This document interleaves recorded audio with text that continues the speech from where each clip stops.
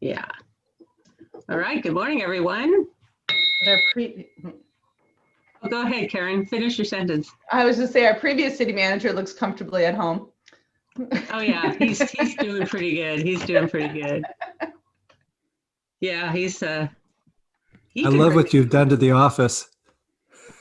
You're facing a different direction, it seems.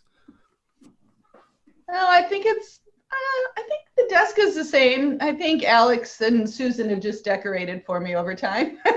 Oh. Well, welcome everybody. It's May 7th. And this is the Rotary Vision. Share with you all. And our values of diversity.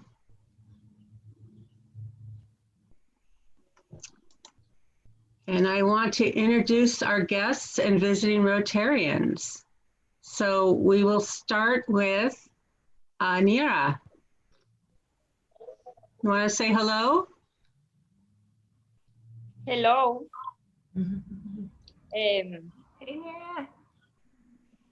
Hi. Okay, good to have you here. And let's see. Karen, go ahead and introduce yourself. Did you say Karen, Maggie? I did say Karen, Maggie. Good morning, Karen Diemer, city manager here for Arcata. Great to see you all this morning. Good morning. And Sarah. Hi, folks. Sarah Schaefer. This is actually a funny meeting for me to be at because Karen's here also on Arcata City Council, but also a member, past president of Lost Coast Rotary Act, and kind of on the mission of shopping around for a Rotary Club to hopefully join at some point in the near future. So thanks for having me, you guys. Yeah, welcome. Welcome. Glad to have you here today. Let's see, Monique. Hello, I'm Monique Molina. I am a graduate from Humboldt State. I studied business and I have been volunteering and coming to meetings for the past month now, and I'm just really grateful to be a part of it. Thank you. Well, welcome. I'm looking to see if I see any other. I don't see any interactors here this morning, but maybe they'll come in a little bit. So welcome everybody. Glad to have you here. So want to remind you about the raffle. This is ancient Greek money, which I thought was really nice looking money. I'd be happy to have it. So let me see. And today is National No Pants Day.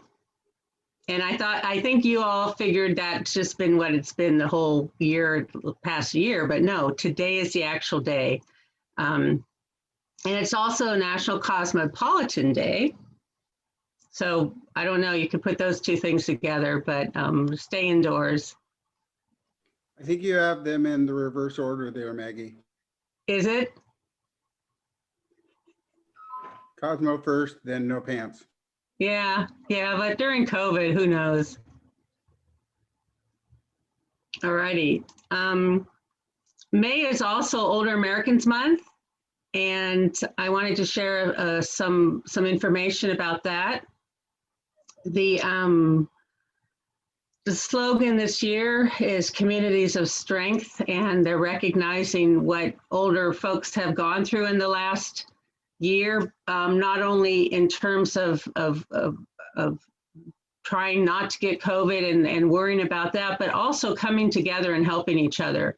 There are a lot of older adults who are still working as nurses and doctors and in our government and lots of places, and they've really stepped up to help during this, the COVID crisis pandemic. So celebrating that and celebrating, trying to reduce some myths and stereotypes, and look at ageism a little bit. And when you look at, I don't know if you folks remember doing the implicit bias test that we were told about with our training in January, but the one implicit bias that people score the highest on, so the highest in having a bias, is against older people, and it's out off the charts compared to some of the others. And 82% experience one or more forms of everyday ageism in their work lives or home lives, or just in general. And this is just some of the percentages that that we see. And internalized ageism is something that we see a lot too, is where as we get older, we actually think that's a bad thing, or we put ourselves down because of our age. And it's really insidious, and it's harmful. It's harmful. So I wanted to tell you about an upcoming event. I have our agency, Area 1 Agency on Aging, is bringing in, this is Ashton Applewhite, and she's going to be doing a presentation called Still Kicking, Confronting the Intersection of Ageism and Ableism in the Pandemic's Wake. And she is much more articulate than I am in terms of talking about this issue. And it's a free webinar, and I've got the link here at the bottom, and I can send this out to everybody so you have it, that you can actually click on it and sign up. It is, I thought I had the date on here. It's June 3rd at 1 o'clock, from 1 o'clock to 2:30. So I will send that information out to everybody after the meeting so you have it. We have limited space, but there's space for everyone here who wants to go. We still have that much space. I think you'll find her very informative, entertaining, and very, very, she's pretty incredible. So it's a great opportunity to see her. We don't have to bring her here. We can see her on a webinar, and it's a great opportunity. So any questions about that? If not, I'd like to go to some gratitude. So we're going to start today with Charlie Jordan. Are you in the house? There you are. Good morning. Morning. How is everyone?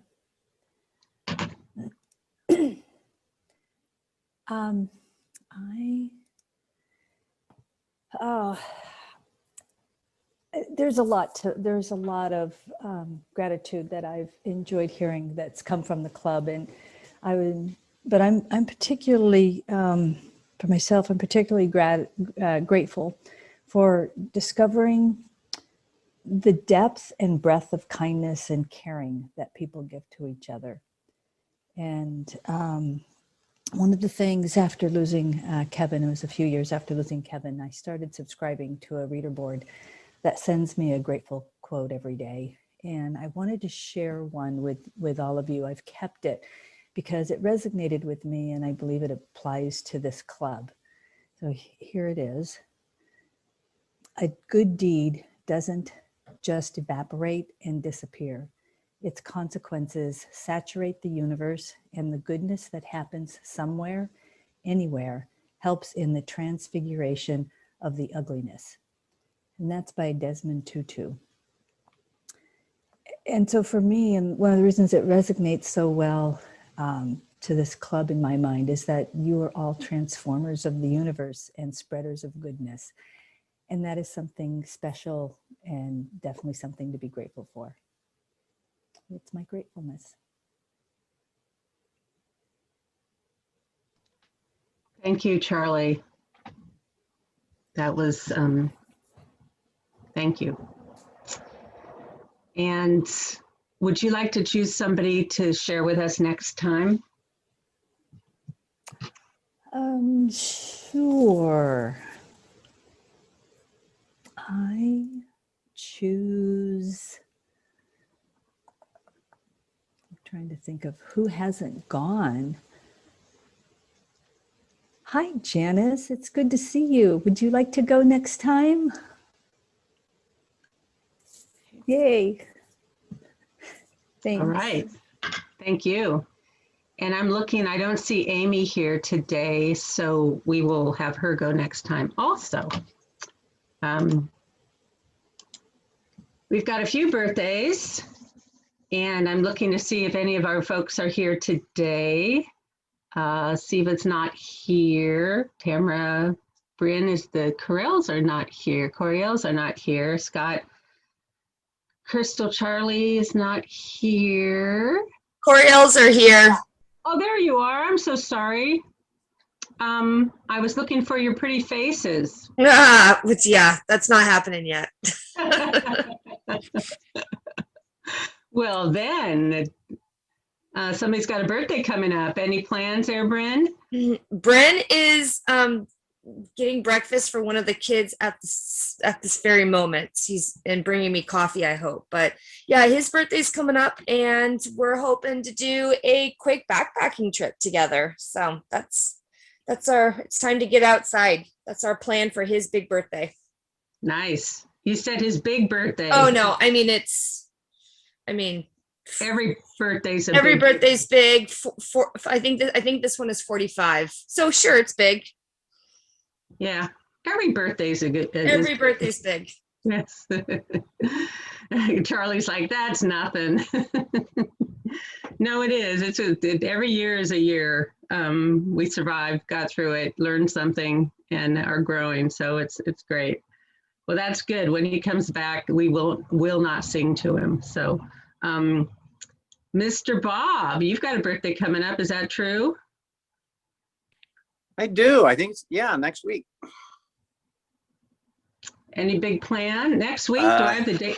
Do I have the date wrong, or am I slow? No, it's the 15th. It's I think it's Saturday. We'll see. I don't know. No plans yet. Just another day. Another day in the neighborhood. So your birthday's the 15th. Uh-huh. Okay. Oops. Oops. Oops. That's the elephant or the monkey in the room. So no big plans, but you'll figure something out. You guys always have a nice time. Okay. Sure. Well, happy birthday to you guys. Thank you. Yeah. Happy birthday. Yes. So want to remind you about heckling the president or helping the president. So last week when we did the auction, I forgot to auction off when Dustin auctioned off dinner with him, I forgot I could have auctioned off driving your president to the airport and picking the president back up from the airport, so that's up for auction if anyone's interested. The other item that's up for auction is watching my kitty cat part of the time I'm gone. That's exciting also. So I know no one's really going to bid on these things, but if anybody wanted to do any of those things, just let me know.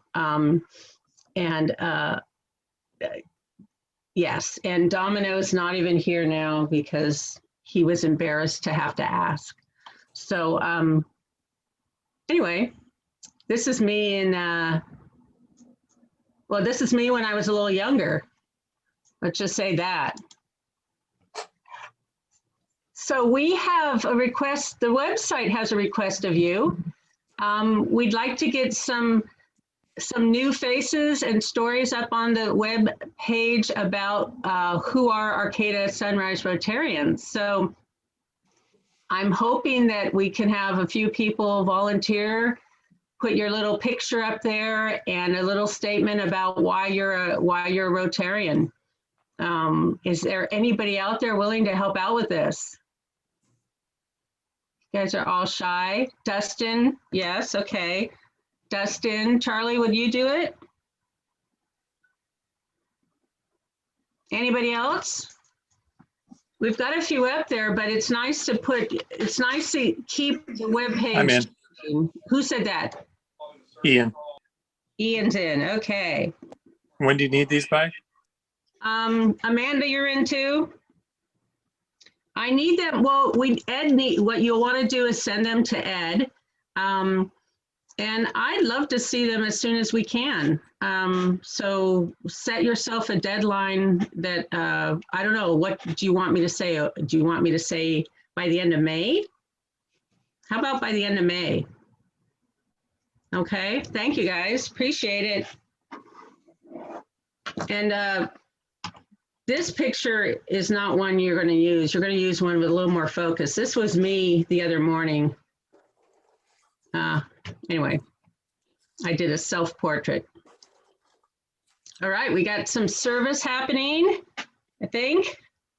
Let's see. Oh, Tom, do you want to tell us what's happening today? Yes, we are going to be providing the lunch at the community center for people who come in from out of town to administer the vaccines. They're leaving Sunday the 28th, so today's the day that we're going to give an appreciation lunch. We pretty much have it for volunteers. There's 35 to 40 of them. We're going to be serving between the hours of 1 and 3. And just going to be a small barbecue, and that's it. So do you have all the help you need? I think so. If there was one more, I think we could use a hand. We're setting up. Dustin and I talked about it. My daughter Danielle's going to join us. And I think we could use one more hand. I have Sarah, who's going to help us in the first part, and then Dustin the second, and then Danielle and I will be there the whole time. I think maybe one more, just that would be appreciated. Yeah, anybody have time to go over to the community center? Is that where you're doing it? Yes. And help with that? Anybody out there? It's like from 1 to 3 or so. I think that would, anybody can do it. Let Tom know. That's a nice thing for us to do, is just kind of thank them for helping us out a little bit. And I suppose, are they doing vaccines tomorrow, or are they not are they vaccinating tomorrow? I don't know. They are. I see Karen nodding yes. So tomorrow is their last day and they leave Sunday. Is that right, Karen? The site will still be open. I think they're through Sunday. So their weekend is Monday, Tuesday, and then they work Wednesday through Sunday. And you know, they are staying in a hotel. They get bussed up to the center every day. They have had days that they have vaccinated upwards of 1,000 people in our community, and have just stayed on site day in and day out to get this community vaccinated. And none of them are from the area. As Tom said, there's about 40 people that have come, nurses that have come and stayed in this area for the last 6 weeks to get our community vaccinated. And really, really appreciate Sunrise stepping up to recognize them, because they've done a tremendous job. Okay. Yes, thank you, Tom, for organizing that. And it's also, I guess, if you go by and help and you haven't gotten your vaccine yet, they might sneak one in. Since you're giving them a hamburger, they might trade you in vaccine. So such a deal, I tell you. All right, thanks, Tom. Thanks, team that's doing that. And then we had our backpackers, Stephanie and John. Pretty good. Who's up next week? Mike? I hope you're getting some help. I think I might be. Vanessa's helping. Vanessa's helping? All right. So it's another Griffin pack job, right? I'm going to miss it. All right. Awesome. So all I can say is when I Googled exotic locales to get a picture, this is what came up. And I thought, well, it wasn't the only thing that came up, but it came up. So I thought I would share it and ask, because, you know, sometimes you start out for a 3-hour tour and you end up doing remarkable things somewhere in the world. So And how many people have no idea who these people are? All right. So Charlie, you want to give us a report, World Community Services report? Yeah.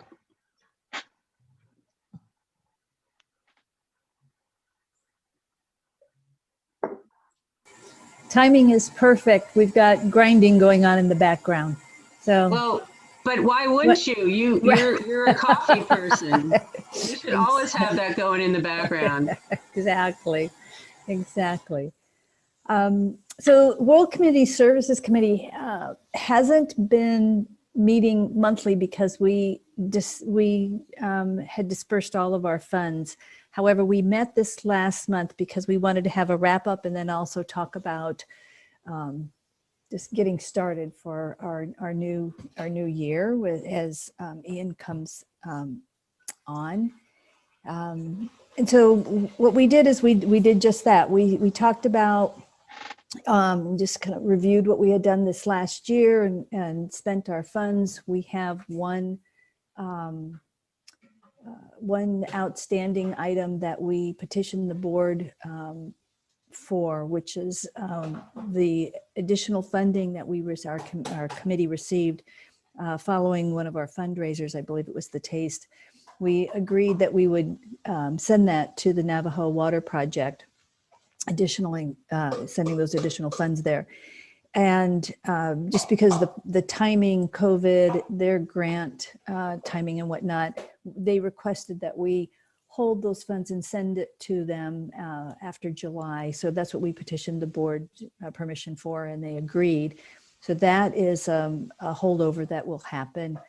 Other than that, we're complete. And so discussion turned to, what do we want to do this coming year?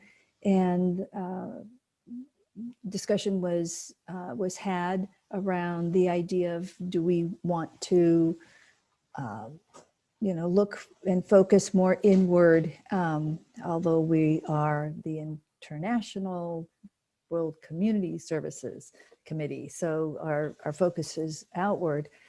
That it was a good discussion and preliminarily the committee agreed that we wanted to prioritize additional help for the Navajo Water Project.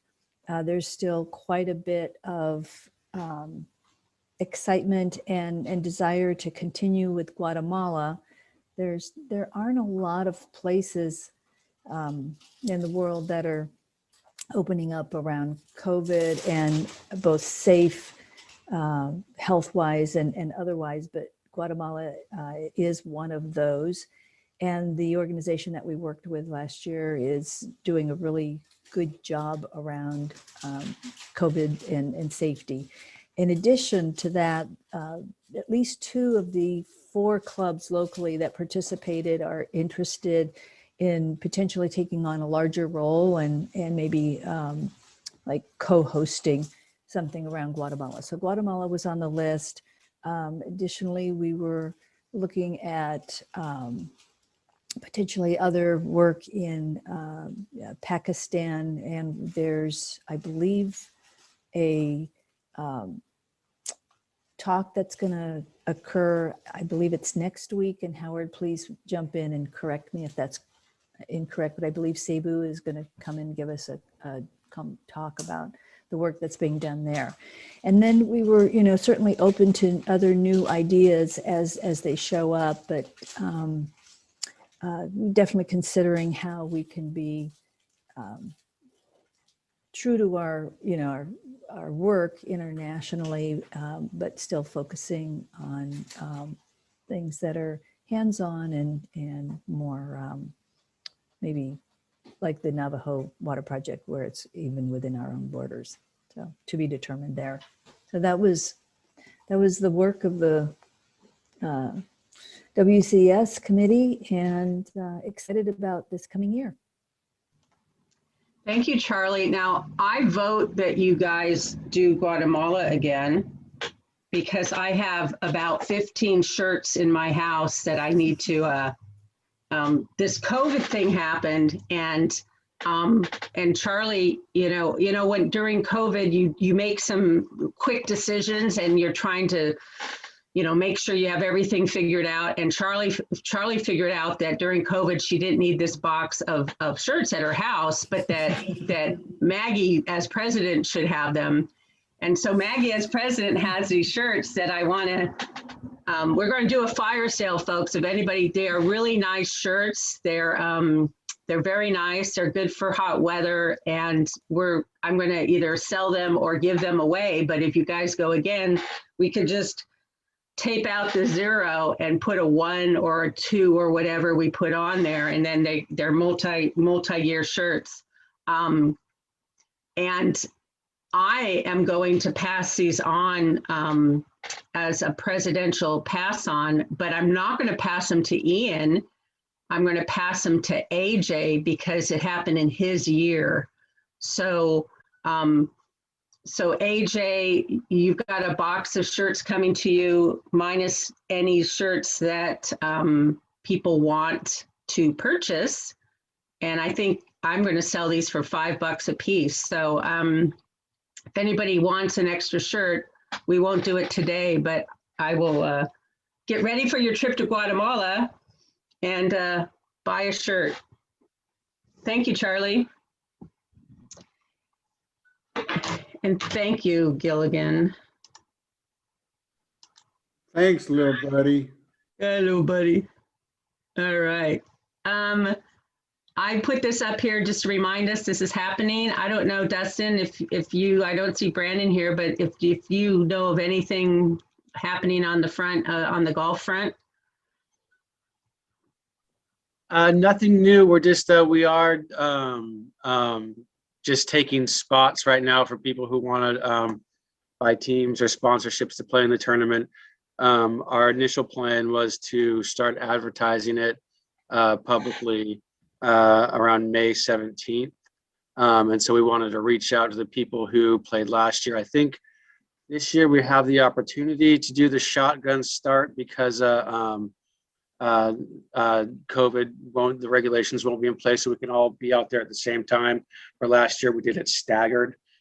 So give and take there, because if you do a shotgun start, that means you limit the amount of teams you can get in there. When you do a staggered start, you can sneak a few more teams in there. But either way, if you played last year and you want to play again this year, the early registration will assure you a spot on the course. So you can reach out to me or Brandon or Melinda or AJ or Brian Plumley and let us know if you want to play again, and we'll be reaching out to y'all as well. So and again, it's just going to be a really fun tournament. We're going to gear it towards fun and a good day on the course. And so we had a great time last year, and we'll be able to have more volunteers this year and more fun at each hole. So I'm looking forward to it, and I think it's going to be great. If you want to be part of the committee, to let us know, because we do need help, and we will need more help as it gets closer to the date. So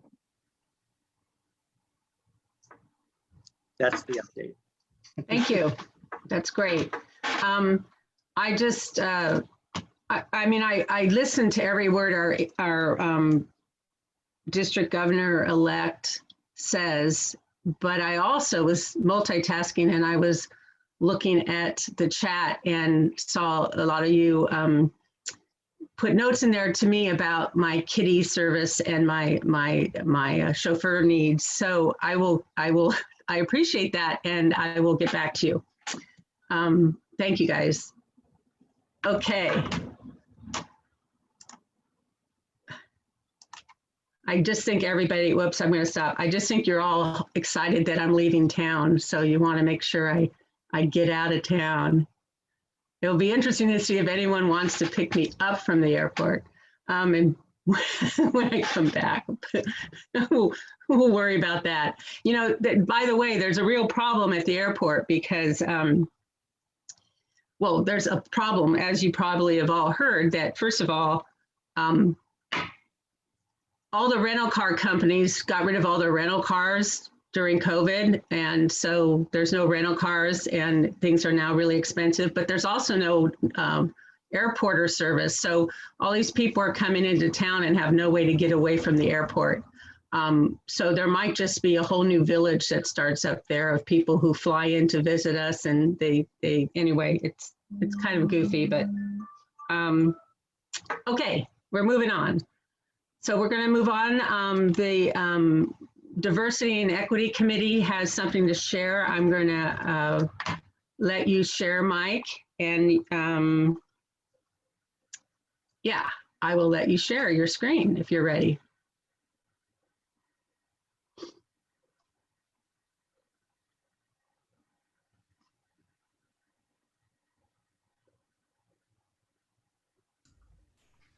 You are muted, Mike. All right. Can you hear me now?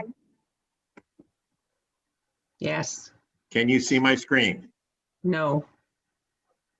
Okay. I'm not doing something right. What do I do, Maggie? Well, let me make sure. Can other people see a screen? Because sometimes because of my setup, I don't. Does anyone see? No one sees a screen. Okay. Well, let me share. Let me go ahead and share the one I have, and we'll just we'll manage. Is that going to be okay, Mike? I guess so. I'll just go ahead and start. Yes. My presentation, short and sweet. The diversity committee, has a lot of different things going on, and I was doing some research and actually got this from the high school that I used to teach at many years ago. They're considering an ethnic culture class. Anyway, in society, that is rapidly diversifying and becoming more complex.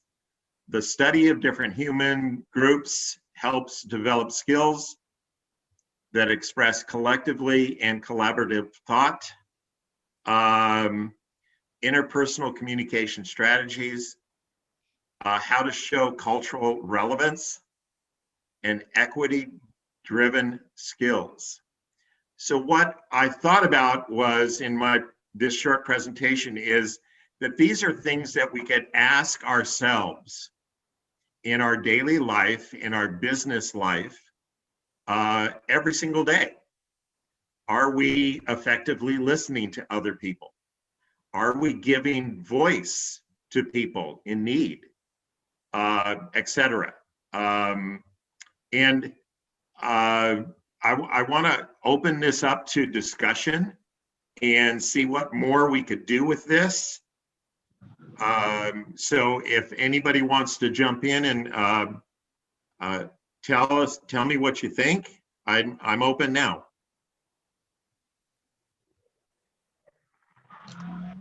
Thank you, Mike. Any kind of initial reactions or thoughts on this? It is designed for us to be thinking about in our work, in our lives. Every day. Any additional thoughts? Romy, I want to say hi to you and see if you have any thoughts, but I also want to check in to see how are you now green? It's Green and Gold Friday. Go Jacks. Oh my God. See, I'm coordinated. Yeah. And this will be with me for the next 3 weeks. Then what color should I get next, friends? Okay, no, we'll go back to this diversity thing. One of the ways that that I am finding, or that I think that our club could be doing this is look for opportunities to partner with people and organizations in the community that you have not been part of before. And I think that's one of the most beautiful ways that we collectively can expand our reach and build new collaborations. For example, in the last few years, I joined NAACP and ACLU, and so just and then working with organizations, Centro del Pueblo and Black Humboldt, and for example, when, if you guys don't remember, we sponsored the Success in Both Worlds for the Native American student conference that the students put on. And so it's opportunities like that. We need to be looking in our community for ways that that we can find families and organizations and groups that we haven't worked and partnered with before, and build ways that we expand our reach and invite others to join and collaborate with us. And so every one of us has the opportunity to be a Sunriser and a part of another organization. And constantly, as I'm at those other meetings, I'm trying to sort of operate in a way that I'm representing both all the time. And that's the way that we can be looking for how our club can be part of the work that's happening in new and exciting ways to serve new members of our community that we haven't done outreach with and for before. Thank you, Romy. Appreciate that. I can take one last comment and then I want to move on to our speaker. Anybody have a last comment or thought about this? Well, I can't move on to our speaker. No, I'm just kidding. Thank you. Thank you, Mike, for bringing this to us. Thank you to the committee. I also want to tell everyone to check the chat because Sarah put something in there that is happening with Rotaract. Thank you for sharing that, Sarah. Appreciate you putting that in there. So I'd like to go on to, got to tell you this first. We've got our international convention coming up. Now that we've gotten through district, it's time to be thinking about June 12th through 16th. It's going to be a great convention and you don't have to fly anywhere. You don't have to stand in line. You don't have to, well, you don't get to see wonderful new places, but you will get an opportunity to meet other Rotarians and learn a lot of good stuff. So sign up for that. Raffle. Good morning, everybody. Good morning. Let's see who's going to win today. We have $70 is the big pot, so let's see who's going to win.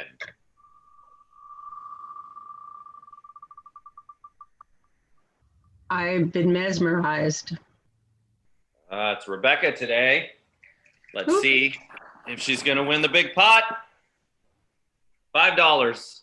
I'll add that to your credit there, Rebecca. And let's try it again.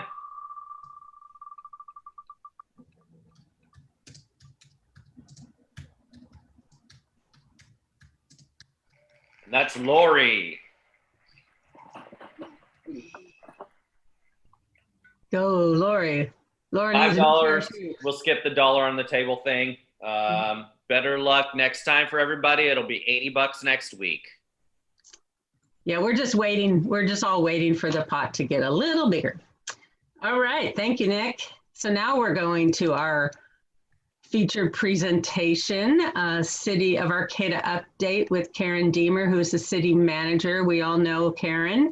And it's been a while since we've had her here, so I thought we should give her the whole time period, give her enough time so that you guys always have so many questions for Karen, and I want to make sure we have time. So Karen, it's all yours. I'm going to stop sharing so people don't have to look at this. Thank you.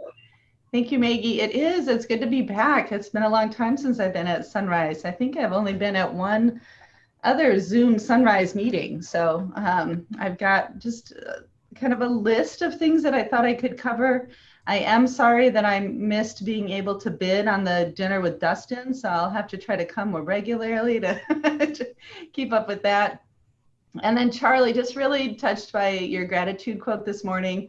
I think for me, making rounds to Rotaries, Kiwanis, and the Stroptimus in part is those good deeds. I hear about all the good that's happening in our community, and it actually refills me as well as one other little way that those don't evaporate. So thanks for sharing that this morning. And Maggie, I'm going to do just a final comment on your equity and inclusion. We don't like to overwhelm people with additional emails because I know we all get a lot every day, but we do. Equity Arcata has a welcoming business group, working group. They do put out a quarterly newsletter, and it always has just a couple of really good pertinent trainings, typically very contemporary with what's happening, and then a couple of ideas of things that you can do to help expand equity and start to eliminate some of the racial disparities that we're seeing in our community. So if you're interested in that, let me know. I could get that to your acting president and they could disseminate that to the group as well. So that way I can now officially start to talk, Maggie. You've got your last comment. All right, so we've had, a lot going on. I am happy to talk about the pandemic, but this morning I thought I would just start to touch on things outside of the pandemic, because the city has actually done a lot of work through the pandemic, and as we come out of some of the economic effects of the pandemic, have some really great plans moving forward. As all of you know, and Councilmember Schaefer is here this morning, we actually got swore in 3 new council members in December. And so we've spent a lot of time the last few months talking about the priorities that they heard from the community while they were on the campaign trail. They translated that into what they wanted to focus on for their goal setting, and created some stakeholder working groups, of which some of you that are here today were involved in some of those, around really 5 key priority areas that the council wants to focus on this next year. And their first, sort of by the numbers, I guess I'd say, their very first top priority was to develop a 2 to 3 year homelessness reduction strategy, a framework for the city to identify some of those real benchmarks to continue to shelter and to provide. Nice. You want an egg to go with that? Oh, it's already ready to go. Steve, I definitely want an egg. So sign me up for the egg, and Maggie still wants coffee. So we're Sounds great. Yeah. So as I was saying, their number 1 priority is around additional services for those experiencing homelessness currently in Arcata. They are looking at ballot initiative potential for 2022 to look at an ongoing funding stream. One thing that we recognize is the vast majority, 90% of the monies that service mental health and homeless services in the region come through the county, and it leaves the city with very little money to work with to do some of the on-the-ground needs gaps, filling the gaps that we're seeing. So looking at that for a long term. Through the stakeholder meetings, the other big sort of first need that came forward was operational funding for a day center, a place that really is open every day, that we can provide as a resource to people as we're coming into contact with them throughout the city. And their second main area, I'll just go through quickly, sort of the top priority areas. Their second priority area was around the Valley West community, and working with the Chamber and Main Street. Main Street has offered to try to umbrella, in essence, a Main Street or a business district out in the Valley West area to start to build some business community out in that region. But then from the city side is just really working on improvements to Carlson Park, to the existing Valley West Park. We did put in a basketball court out there, which was the community's sort of first pick on amenities in that region this last year. And then continuing to focus on the public safety and the neighborhood meetings. Their priorities really are around trespass and loitering, narcotic use in that area, some of the vacant properties, working to try to get some of those filled, and then some of the encampments. I think, as most of you know, the city did acquire a little over 20 acres in Carlson Park. The area along the riverbed has been a pretty frequented area for some of the larger encampments. The city just received a grant this month that will hire a group called New Directions, which some of you are probably familiar with, operated by John Shelter. And he actually employs individuals that are currently homeless or had previous experience with houselessness, and employs them in a landscaping and cleanup business. So they do outreach to encampments. They do cleanup of encampments and then help individuals tidy up encampments as a starting point. So we have a grant that will specifically focus on Carlson Park and the people that are in and around that area, trying to provide additional services and at the same time trying to really start to reduce some of the environmental degradation that we're seeing along the riverbank there. Their third priority area was mental health and social services. So they will be working to establish a working group. Again, this is not a region that the city has had traditional funding for.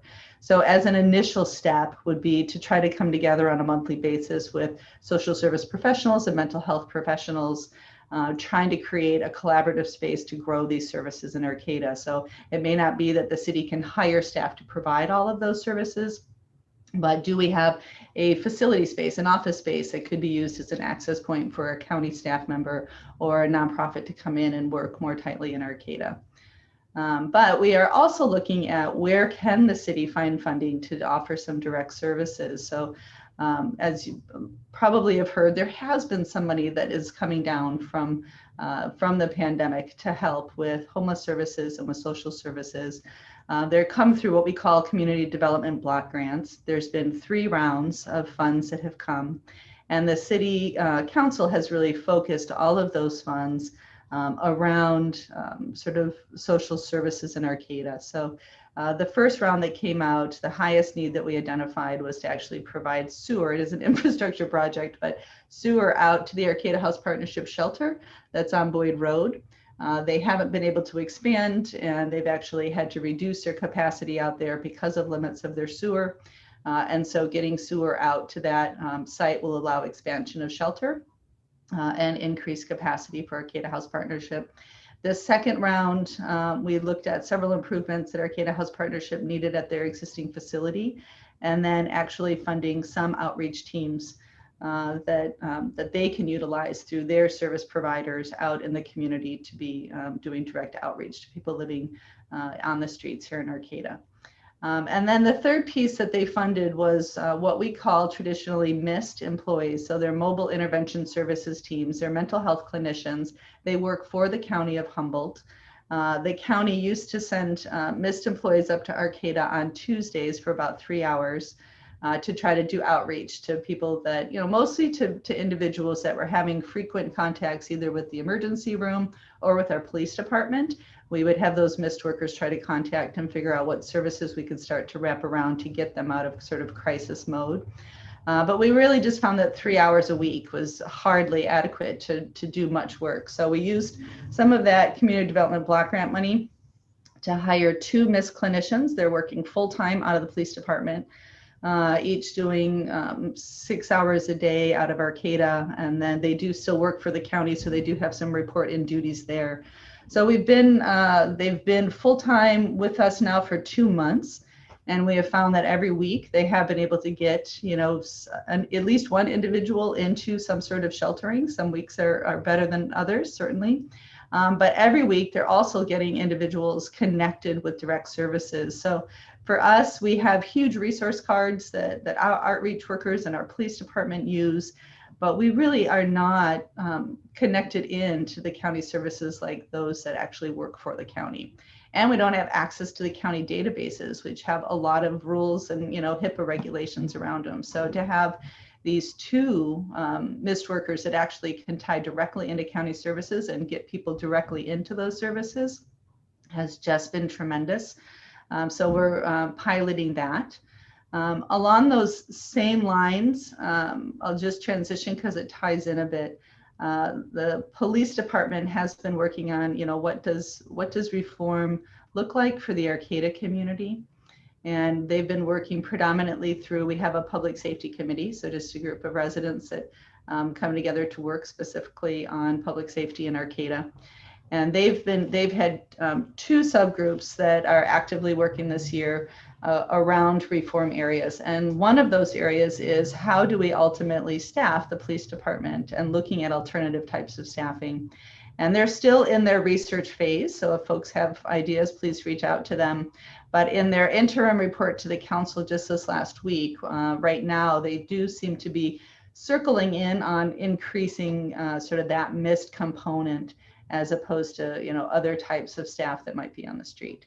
So really looking at right now, we have Monday through Friday, 6 hours a day, but there, I think we'll be making a recommendation that we try to find a way to fund 24-hour, you know, 7-day-a-week coverage from a mental health clinician that would be on site to go out on any call that would have a mental health component or crisis level component.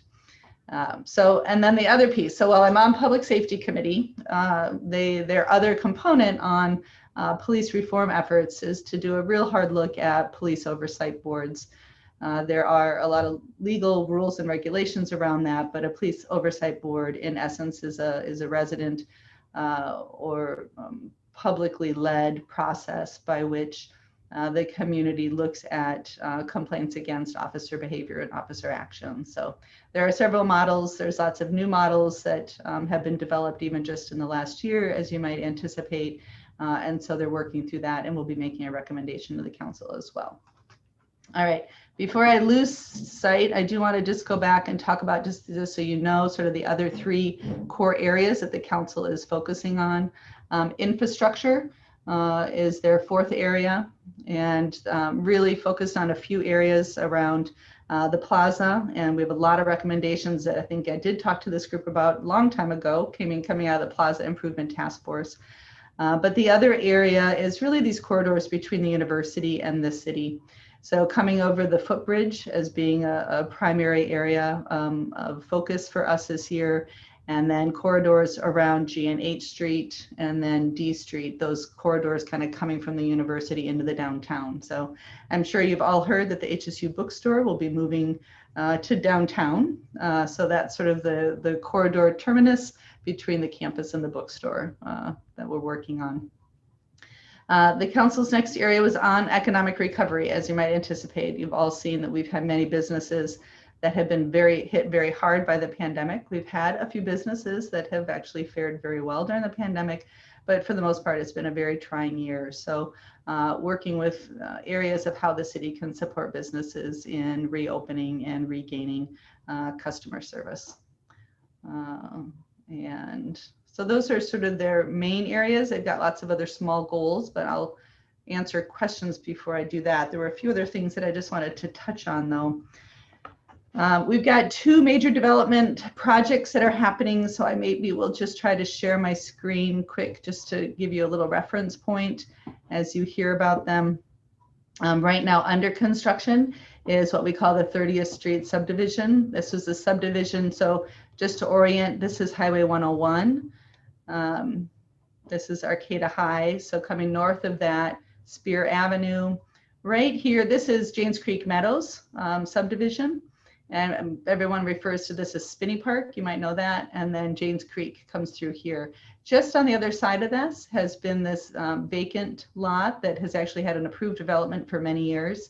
But, you know, when, you know, sort of the initial recession hit, that development plan got put on hold. It went through several ownerships and then finally came into ownership of the Yurok tribe. So the city worked with the Yurok tribe to bring in actually a substantial, like $5.4 million in federal funds to come and support housing on this site.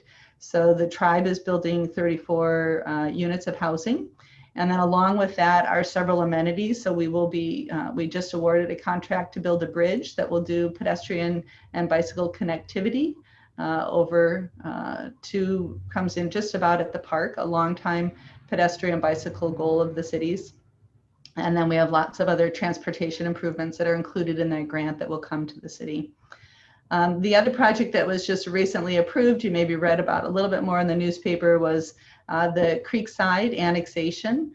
So the new Foster Avenue, I still call it the new Foster Avenue. We've had it for a few years. Foster Avenue hits Alliance and then it will just continue. So Foster Avenue will be constructed to come over the creek and then connect with Foster Avenue. I'll call Foster Avenue West. So it's this property here. It's been owned by Danco for a long time. It's been slated for development in the city's general plan for over 20 years, and recently was just annexed into the city. You maybe heard that LAFCO, there was quite a bit of controversy around LAFCO having interest in annexing additional lands. They ultimately chose not to do that. The city had only asked for annexation of this parcel, and then the city's historic park that we've owned that will receive some development funds from this project as it develops. Initially, it was planned with a memory care facility, kind of like a Timber Ridge or an Alder Bay, as well as there's quite a bit of housing slated for that. Just this last week, if you have maybe had a presentation from Ann Lindsay's group that's working on Life Care Humboldt, it would be an interesting presentation, I think, for your group, really looking at sort of gradations of senior care housing as an option in this area. They're looking now at 2 sites. One of it is this Creekside, and then the other one is in McKinleyville. I would actually really encourage you to hear from their group. It's a very exciting project and I think would fit really well on this parcel. So we're going to try to work with them to bring that into Arcata. So I thought I'd just share those 2. We have sort of coming up in the future, we have 2 planning efforts that are underway. One is we've just released the draft of our strategic arts and culture plan. So if you're interested in the arts in Arcata, do jump on cityofarcata.org and take a look at that. We're still doing a lot of public visioning and listening around the arts plan before it's hoping to get before the council probably in July or August of this year. And then we are embarking on, so the city's general plan is called the General Plan 2020. It's been such an awesome document that we've been able to use it well into 2021 now. And in a lot of cases, we've had, folks just say, just put 2030 on it and it's still good. But in fact, there are some things that are outdated in that planning effort around infill and kind of strategic development for the community. So we do have a very large effort around visioning for the future. And so there will be quite a bit if you're interested in the built environment and what infill looks like and how we in the future zone Arcata areas that have vacant and underutilized parcels in the interest of increasing housing and increasing economic opportunities for businesses. Please do reach out. We've got a lot of engagement opportunities and we're actually creating kind of a meeting in a box that you guys could hold yourself with the Rotary meeting. We're going to trial that actually with our Equity Arcata group. They're going to be our trialing our meeting in a box to see what works and what doesn't. So hopefully we'll have that streamlined and ready to go for this group to do your own bit of visioning around what Arcata should look like in the future. I really do hope that Bob Johnson shares with us what he is building at some point because it's fascinating. He's getting something ready for his birthday, I think. He's doing his workout. I am at work. I'm building shutter frames today. I've got a busy day, so. Okay. All right, I'm going to stop just because I think you guys are done at 8, right? Yes, Okay. and you want to take a few questions? I would love to, and I'm happy to stay if people have to jump off, but I could certainly stay a few more minutes too. Okay, so I saw Charlie, I saw your hand. Let's start with you. Go ahead. Hi, Karen. I'm interested in how the city plans to support financially the additional infrastructure that's going to be needed for the infill. Well, all of you are already feeling that. So we have instituted starting actually last July, so almost a year ago, 5-year rate structures around water and sewer. And you will continue to see increases for the next 4 years. But in that package is the entire revitalization of our wastewater treatment plant. To that end, the council actually just awarded the purchase. We're moving from chlorine disinfection to UV disinfection. You've maybe heard about this in the past. We just purchased that unit on Wednesday night. So we have full rehab of the treatment plant.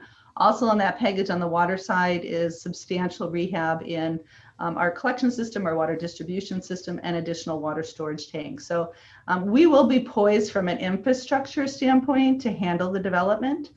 I think it really is what we have found with like significant projects that came forward, like the village, and I see Craig asked a question about Craftsman Mall site. So, we had a substantial housing development that came forward on the Craftsman Mall site. It was too much for the council to support with the neighborhood concerns around it. So I think the lesson from that project was we need this community visioning first.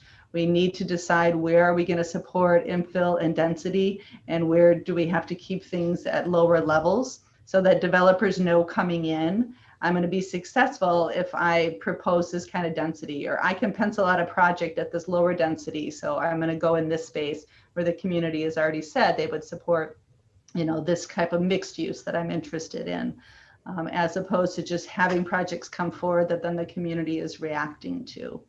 But from an infrastructure standpoint, with the exception of, things are changing in transportation. Right. And there is no money really to build new roads. Like I say, Foster Avenue might be the last new big road that we build. So cars are going to get slower. Things are going to get more congested. We're going to continue to work on ways to increase our bus service and to increase pedestrian and bicycle infrastructure to support moving around the city outside of single vehicle cars. And then as far as police and fire? As far as police and fire, policing is going to be a challenge. Fire is its own district. And I actually think with their recent, tax measure, they should sit okay, right? So, it depends on the big thing for fire, and Randy might have additional ideas on this, but is height, right? So, if Arcata really starts looking at something above 4 stories, then that's a whole different set of apparatus for Arcata Fire. So I think it's just, keeping in contact with them from an equipment standpoint, but from a capacity standpoint, I think they're in good shape. Policing, I think there's a sense that there's never enough policing, and then, there's concerns overall nationwide around the structure of policing. So that's something that we'll just have to grow over time. We don't have long-term funding strategies to match that yet. So it's 8 o'clock, and I know there are more questions, and I know Karen is willing to stay on for a few minutes to answer those, but I do want to let people know officially that the meeting, if you need to go, you will not be penalized. So I saw, bye guys, I saw a hand. It was Ian, I think. Ian, did you have your hand up? No, I'm set. Thanks. Okay. Any other questions then for Karen? I saw a quick question on electric buses. Yes, we do have actually funding between the downtown project and the 30th Street project and some grant funding. So we will be purchasing 2 electric buses this year. Well, Karen, we want to thank you, and we're in appreciation. We will be making a donation to Tri-County Independent Living. I also wanted to share this with you all, that they say we can have indoor gatherings of vaccinated people without issues. I personally don't know anybody without issues. Here's a picture of me. One of the major issues, at one point I was a ghost, but I've come back now, and I'm back in my body. But so wanted to share that and wish everyone a great weekend. Karen, let's see if there's any more questions for you. It looks like there might be a few. Anybody? Yes, John. Karen, is the graphic that you used with upcoming projects available on the website? The city website? I was just showing a base map, but if you go to cityofarcata.com or .org, we have there is a tab right on the left-hand side as you get onto our website that says construction and development projects. If you click on that and you get to major development projects, there are details about the 30th Street project, and there is actually a map of all of the current major development projects. The Open Door Clinic, we've approved plans for the new construction of the Open Door Clinic, the Isaacson's affordable project here in the downtown area, Creekside, and then we do have information about the fiber installation project. So yeah, I mean, there's a ton happening as we come out of the pandemic in Arcata. Thank you. Anybody else? And of course, we all know where to find Karen if we have questions. I'm sure she will answer. Karen, we really do appreciate you coming and spending the time with us and catching us up We have had Life Care talk to us eons ago, so it might be worth, because I know they keep moving forward and they are looking at that property. I heard that also. So that'd be really exciting if that could happen in Arcata. So thank you, everybody. Have a great weekend and take good care. I will see you remotely. You won't know it. I won't be home here next week. I will be running the meeting from my mother's house. So hopefully that all works out. If not, just talk among yourselves. It'll be fine. All right. Thanks, everyone. Take good care.